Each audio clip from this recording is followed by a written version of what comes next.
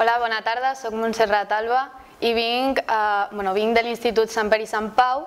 i vinc a parlar sobre el meu treball de recerca, que era sobre una mirada genètica sobre el gust amarg.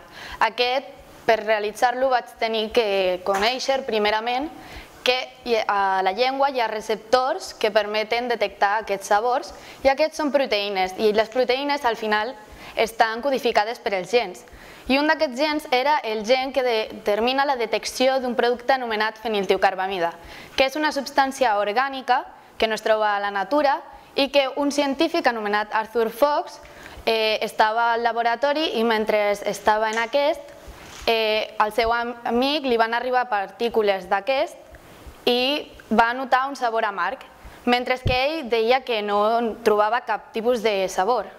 Llavors va fer un estudi poblacional i va classificar a la població en gustadors i en no gustadors. Posteriorment va haver-hi un científic anomenat Ronald Fisher que va voler saber si només aquest succés passava als éssers humans o també podia passar en altres espècies. Llavors va comprovar amb ximpanzés